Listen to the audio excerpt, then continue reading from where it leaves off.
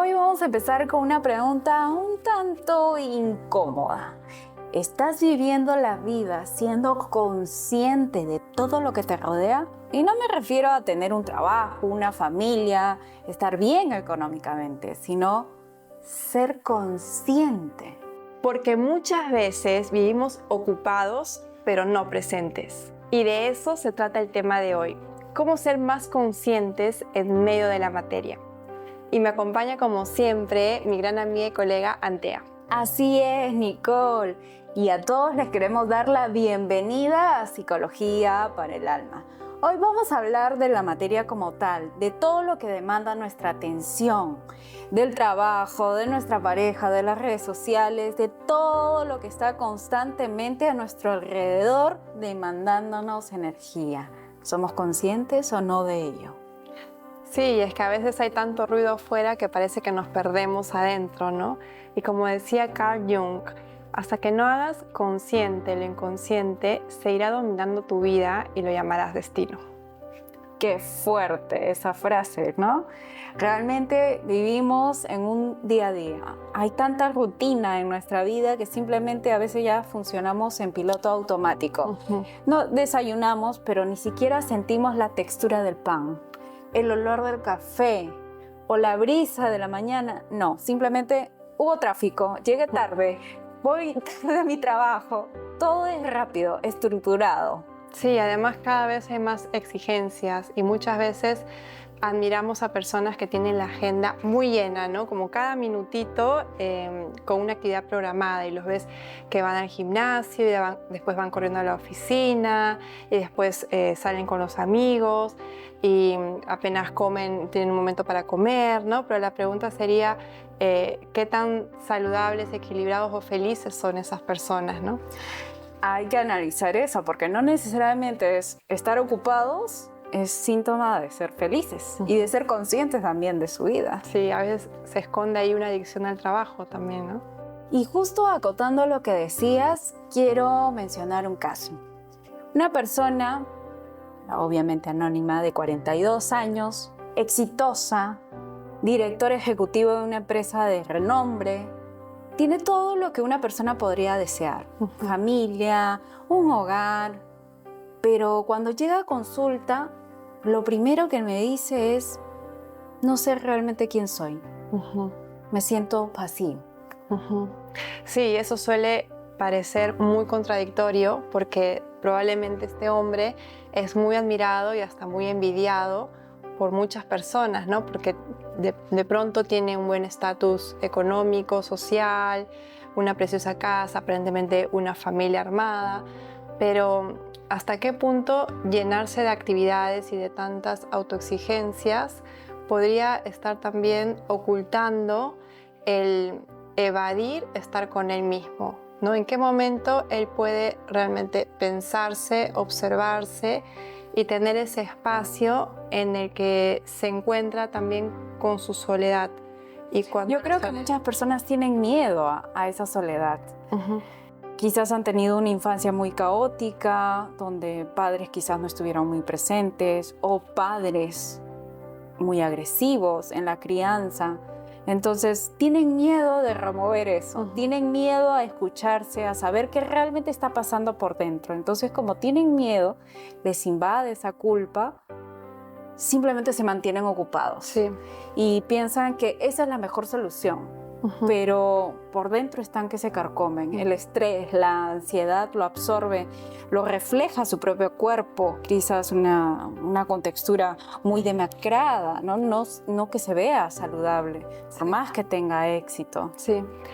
Sí, muchas veces las personas buscan en esas actividades sobrecompensar, ¿no? Y es como un refugio, porque cuando llega el silencio no lo toleran, porque en el silencio conectan con emociones que podrían ser dolorosas, que podrían ser incómodas, ya sea de la infancia o situaciones actuales que también lo remontan a situaciones de la infancia de manera inconsciente, pero que en vez de permitirse verlas y sentirlas, se anestesian con esta adicción a la adrenalina que le genera el comprometerse con muchas actividades, ya sea de índole laboral o social familiar, etcétera, ¿no? Exacto, en todos los ámbitos lo refleja, ¿no? Siempre se mantienen ocupados, siempre tienen una respuesta ante todo, son quizás personas muy cultas, ¿no? Porque les gusta estar informados, pero por dentro, como dices, hay una soledad inmensa, ese vacío, por más que aparentan tener una vida hecha. Qué triste y fuerte también. Pero todo ello se puede trabajar, todo se puede solucionar siempre y cuando la persona tenga esa predisposición a entenderlo, porque hay muchas personas que están bloqueadas y simplemente piensan que eso es normal, que eso está bien, es parte de la vida y no lo reconocen, y eso también es un gran error. Claro. Exacto, porque cuando comenzamos a ver su historia de esta persona, vemos que toda su vida fue reflejada para sentir admiración por el padre. Eligió la carrera que el padre quería. Se comportaba de cierta manera porque era la correcta que el padre le había dicho. Entonces todo estaba basado en la validación de esa figura paterna. Pero él nunca realizó algo propio, algo que realmente le llenó, algo que él quería. Ni siquiera pensó en eso. Sí, y eso no es vivir con conciencia, no es decir desde la libertad, sino simplemente seguir patrones que has aprendido. Tenemos justamente a Freud, que decía que gran parte de nuestra vida, de nuestras acciones, está dirigida por nuestro inconsciente, y Jung amplió esta teoría diciendo que nosotros construimos nuestra identidad en buena parte por contenido que se ha generado en vínculos y situaciones que van al inconsciente. Exacto, nuestro inconsciente es el que muchas veces actúa por nosotros y después nos repetimos, ¿por qué actúa así? ¿Por qué dije eso? Y uno no entiende por qué pasó esta situación, y es que nuestro inconsciente, todo lo que aprendemos en la infancia, los patrones, todo lo que nuestro ser adquiere en esa primera etapa es la que luego actúa en nuestra adultez, ¿no? Y es lo que mucho trabajamos en terapia con diversos pacientes. ¿Sabes qué, Antea? Me acabo de acordar de un caso que me parece crucial para entender un poco mejor lo que estamos hablando ahora. Una paciente que tuve, de 38 años, mujer, era una mujer realmente excepcional porque altamente funcional y capaz en muchos ámbitos de su vida, como madre, como esposa, en un trabajo en la oficina, una gran amiga. Llegó un día a sesión y me dijo, estoy totalmente agotada, estoy cansada, no puedo más. Triste escuchar eso. ¿Y le preguntaste qué es lo que quería ella lograr en la sesión? Sí, de hecho, en la primera sesión trabajamos a partir de que pueda ver ella misma sus deseos, y no sabía. O sea, no sabía qué es lo que quería, porque por muchos años había estado haciendo lo que otros esperaban de ella, lo que otros querían, lo que a sus hijos le hacía feliz, ¿no? A su esposo. Y justo de esto habla Winnicott, en donde habla el falso self, cuando es construido a partir de la demanda de las personas que nos rodean, más que de nuestros deseos y necesidades reales, y se construye una identidad que al final no es la propia. Exacto, siempre estás viviendo a las expectativas de los demás. Eres una persona talentosa para la cocina porque en tu familia esperan que seas la que cocina. En el trabajo eres una buena oradora, pero sin embargo no te gusta presentar ni hablar en público, ¿no? Entonces siempre tu falso yo está cumpliendo las expectativas de los demás, pero no la que realmente te gustaría que fuera, ¿no? Sí.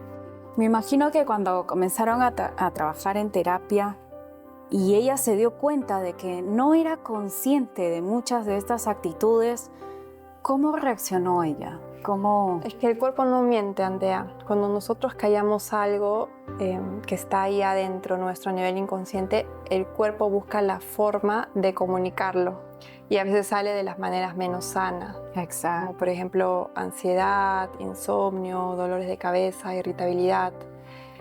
Gabor Maté hablaba mucho sobre cómo el cuerpo expresa todo aquello que callamos. Es que justamente el cuerpo es nuestro desfogue. Cuando no escuchamos y no lo verbalizamos, el cuerpo lo desfoga. Hay muchas personas también que sufren de problemas estomacales. Es más, la gastritis es una de las enfermedades que está más ligada al estrés. Personas que están constantemente renegando, que tienen mucha carga laboral, sufren de gastritis, ¿no? Y ahí viene la pregunta, pero si yo me alimento bien, si yo tomo agua bien, si como a mis horas, ¿por qué tengo esta enfermedad?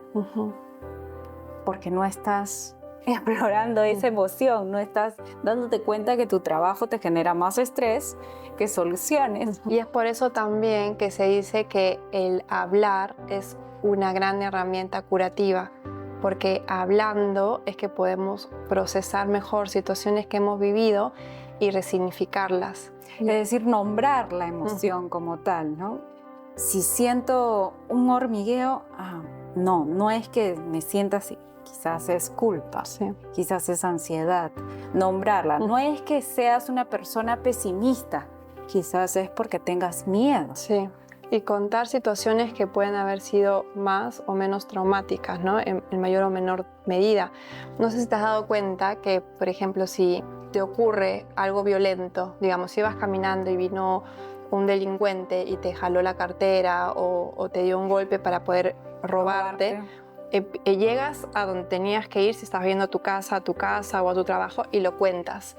Pero lo cuentas a una compañera, le cuentas a otro compañero, luego le cuentas a tu mamá, luego le cuentas a tu novio, y lo hablas, y lo hablas, y lo hablas. Y es como que esa energía de la emoción de lo que viviste, porque obviamente te alteraste, las palpitaciones, sudaste, no sabías cómo reaccionar, te pusiste un poco más blanca. Entonces, al contarlo a tantas personas, eso se va. Sí, el hablar hace que puedas procesar mejor las emociones, y el hecho de que otra persona pueda contenerte y validar lo que estás sintiendo hace que para ti sea curativo. Entonces, con el paso del tiempo, lo vas a sentir más leve. Por eso es que muchas veces dicen que el tiempo sana, pero no es el tiempo de por sí mismo, ¿no? Sino es lo que haces en ese tiempo. Hay casos, por ejemplo, tengo pacientes que han tenido una situación muy traumática de abuso sexual y nunca se lo contaron a nadie. Entonces es una mochila que llevan encima, claro, y que al contarlo a veces lo cuentan en la primera sesión porque tienen una necesidad de sacarlo de sí.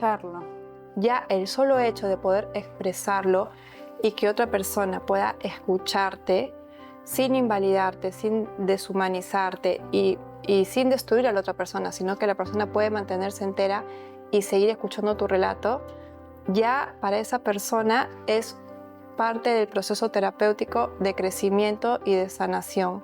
Entonces me parece que es importante que las personas que están escuchando esto ahora tengan esto en cuenta, ¿no?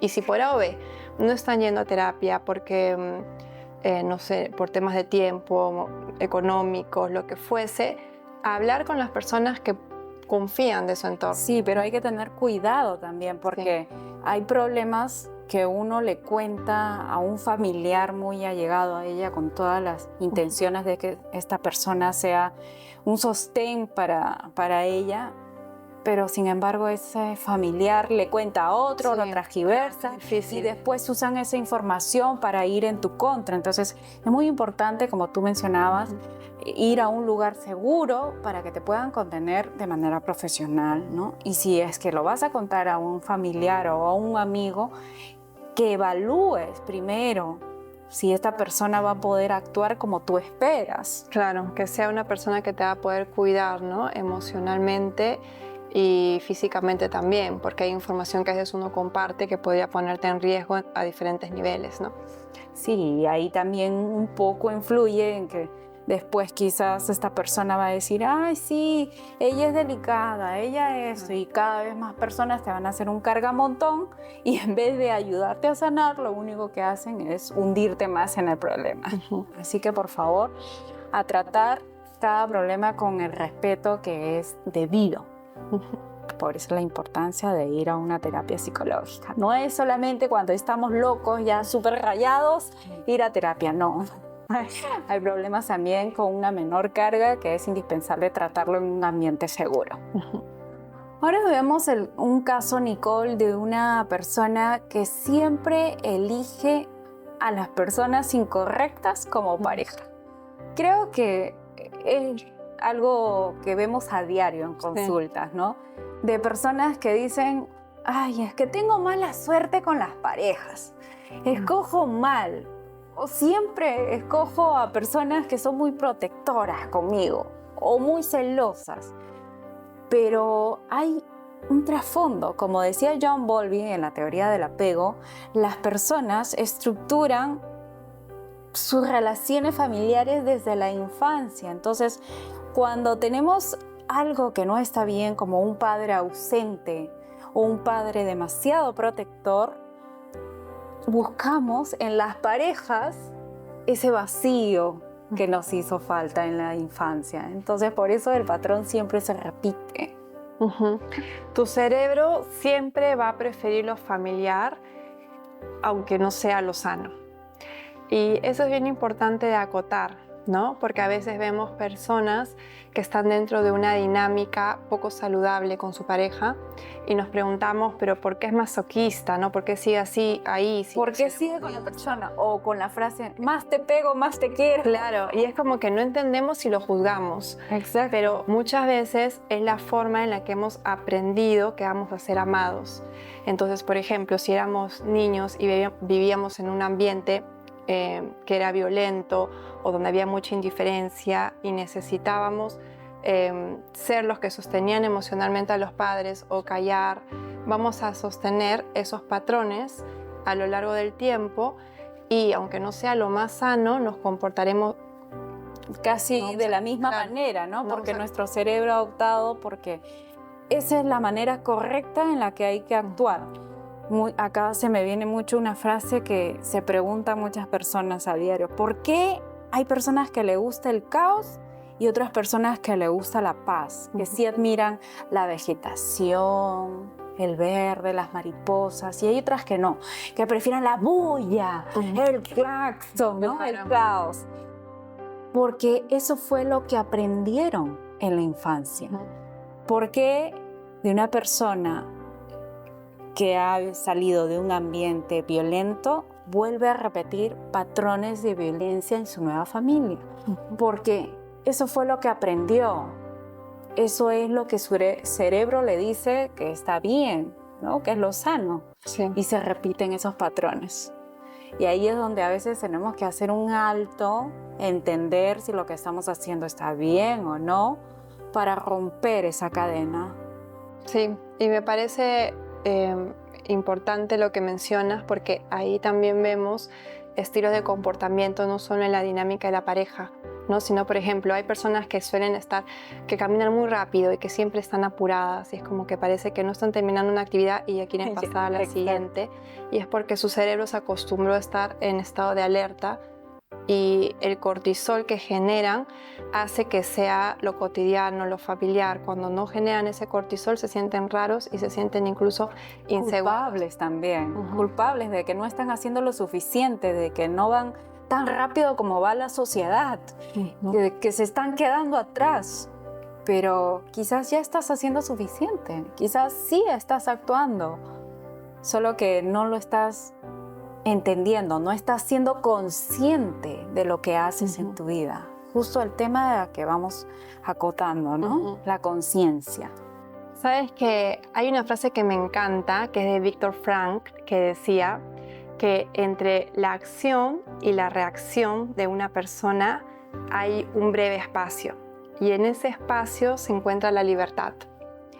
Y es importante que sepan que ser consciente no implica ser una persona que está meditando todo el tiempo o que está iluminada o que no tiene problemas también a veces, sino es justamente poder entender que de ciertas situaciones que le ocurren en la vida va a poder hacer un análisis y tratar de pensar qué cosa de su acción generó esta reacción en mí, qué cosa tiene que ver con mi historia familiar, qué cosa tiene que ver con mis patrones o mis creencias limitantes y esa pausa nos ayuda a poder reaccionar de una manera más asertiva también, ¿no? Sí, aquí hay una técnica que me gusta mucho aplicar que es una respiración, la de 4-4-5, ¿no? Que inhales 4 veces, mantengas la respiración y luego la exhales lentamente. La respiración ha demostrado que hace que tu cerebro, que está acostumbrado a siempre estar corriendo, es como que lo pares en seco. Y le digas, take it easy. Wait a minute. y como que tu cerebro dice, ¿qué pasó aquí? Claro. Y en ese lapso que tú dices, justo ahí es donde radica nuestra libertad. Porque ahí decimos, de verdad, tengo que reaccionar así, voy a cambiar esto, ¿no? Así que siempre tómense ese minutito antes de responder ante una situación complicada, ante un conflicto. A veces es difícil hacerlo, pero en la práctica uno nos vamos puliendo y perfeccionando. Es lo que muchas veces le decimos a las mamás también, ¿no? Las que son mamás, sobre todo de niños pequeños, me entenderán cuando les digo que hay situaciones en las que nuestros hijos nos pueden sacar, ¿no?, de nuestro centro. Y son los berrinches, las demandas constantes, pero solamente ponerse a un costado, respirar un momento y hacer una pausa puede hacer una gran diferencia sobre cómo vamos a reaccionar, ¿no?, y cómo los vamos a educar. Justo lo que mencionas sería entonces una primera herramienta para poder hacer frente y ser más conscientes en la vida, ¿no? Una segunda herramienta es nombrar la emoción. Si la nombras, adquiere poder. No es que digas, ¡ay, qué vergonzoso! No, quizás tienes miedo. Aprender a nombrarlas le da una mayor conciencia de lo que está pasando en tu cuerpo, por qué está sucediendo, sin juzgarte. Es importante porque muchas veces tendemos a juzgarnos muy rápido, sin embargo, la causa puede ser otra.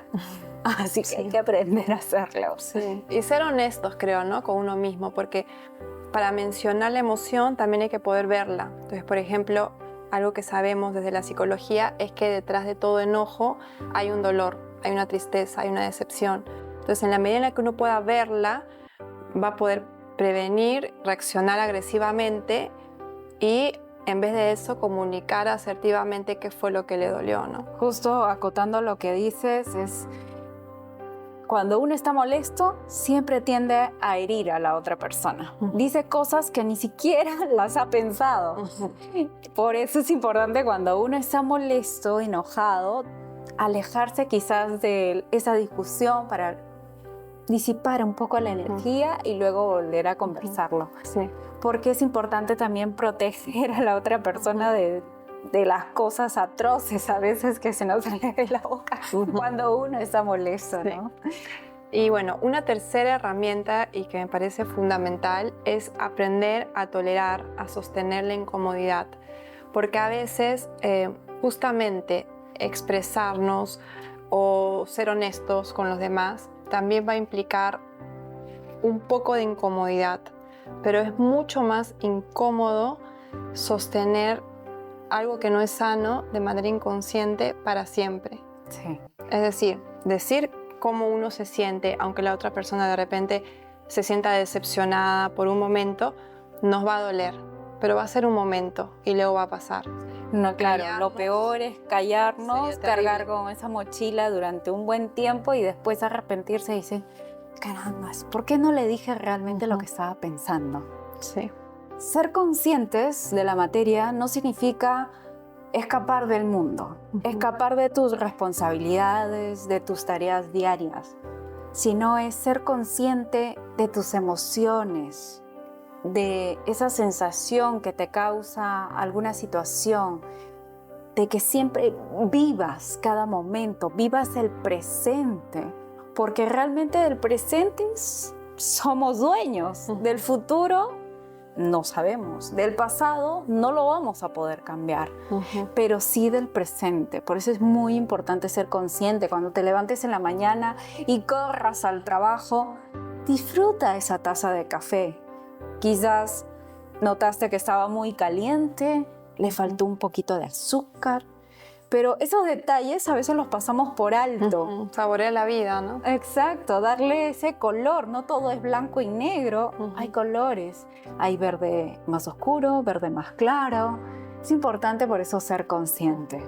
Sí, y es importante también que sepan que adoptando esta forma de vida más consciente no les va a garantizar que no tengan problemas a futuro o que tengan relaciones interpersonales perfectas. Las tormentas siempre pueden llegar a nuestra vida. Siempre van a existir. Pero es importante que sepan que ustedes no van a desaparecer en medio de esta tormenta o de este ruido, sino que van a poder sobrellevarlo mejor si es que logran ser honestos, si es que logran poner los límites y que tienen esta coherencia de la que siempre hablamos, ¿no?